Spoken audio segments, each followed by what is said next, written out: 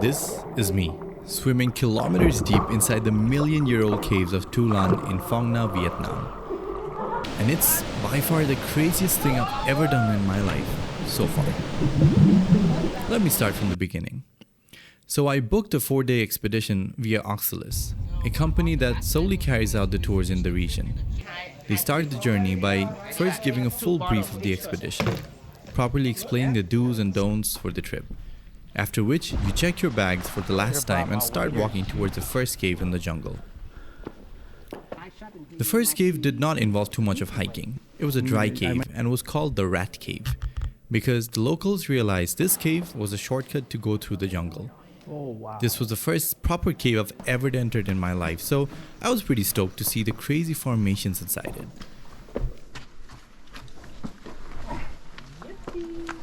Little did I know that the best was yet to come. We got out of the cave on the other side and proceeded to hike towards the campsite. Day 1 was supposed to be the toughest physically due to the hike. We had to make stops every now and then to stay hydrated and also apply bug spray. Lots and lots of bug spray. But after hours of hiking, all our tiredness instantly went away the moment we witnessed the awesome feature our campsite had. It had this amazing waterfall with a natural pool for swimming. I ended up spending more than an hour in the water, letting nature heal my body. And as the sun started setting, everything got dark real fast. So I got my tripod and camera out and captured this amazing footage. The second day, we got ready for a full-on wet day, as all the caves we would be exploring today would require swimming. So we got our life jackets on and started our journey to enter the dark caves again. All my electronics were stored in plastic drums, so I was swimming with no worries with just my trusted GoPro on. It was a weird feeling, swimming in the dark with just our headlights to guide us. We had bats swerving above us and other cave animals too. This is a male crab. How do you know? Here. Oh. We had to swim for kilometers inside these caves, and not for a moment was I annoyed with the environment. There was a point where our guide asked us to turn our lights off to do a bit of meditation. 3, 2, And this 1, was a surreal experience. Oh my god! It's hard to believe, but it was brighter when I had my eyes closed. I felt like an astronaut, just floating in complete and utter darkness. It was so quiet, all I could hear was the sound of water and my heartbeat. I've never felt so much at peace. I realized I was doing what I love most, traveling in search of what's unknown to my world. I had an overwhelming feeling of gratitude. Alright, let's get back to the journey. After the meditation, it was more swimming, sprinkled with a bit of climbing up structures and walking. But after hours inside the 3 caves, we finally arrived at our second campsite. And this, too, had its own waterfall and pool.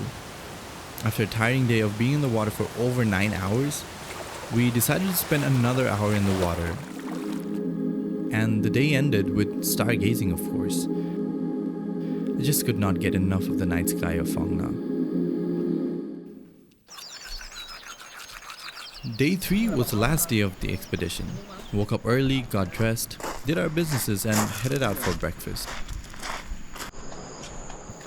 This would be a mixed day, consisting of both walking and swimming. But this had the best cave structures I got to witness. All these caves are millions of years old. Some of the structures I've seen are just plain out unearthly. It didn't look like anything you'd find on planet Earth. It got more interesting when we came across a part of the caves that was ruled by monkeys, and they even had turf wars, resulting in this. Some of the places were pretty tight. You'd have to crawl through some holes where you had your back touching the roof.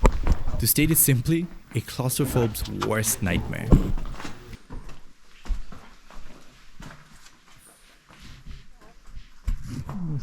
We got out of the first cave and came back to our campsite, and I had lunch in a setting I would never forget.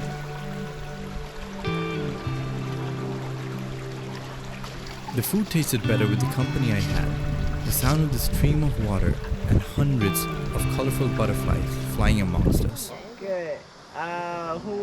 Whoever ready, please go walk to the waterfall. Yeah. Okay. Oh, we'll walk go to the through that. waterfall. Yeah. Walk to the waterfall. Walk to the waterfall. Ho! 1, 2. After 3, lunch, 1, we 2, got into the 1. last cave where we had to swim again, and I obviously did not complain. After hours in the dark, we got out and had to walk a few kilometers. I was both happy and sad at the same time. We walked back to our lodge where we were welcomed with medals and drinks. Yo!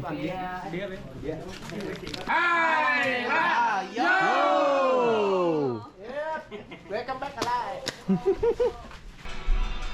The trip ended with a pretty luxurious stay at the lodge. I had this room all for myself and a bathroom with this sick view.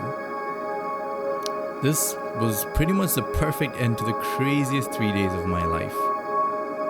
In this day and age, due to our robotic way of life, we forget about the joy in exploring the unknown. We're not as curious as we were as children. A routine 9-to-5 lifestyle has taken curiosity away from our minds. With new technology coming out every day that's aimed towards making our lives more comfortable, we tend to avoid any bit of discomfort. But to enjoy life, you actually have to embrace the discomfort. This is your call. Start exploring your surroundings. Start exploring the world. It's worth it.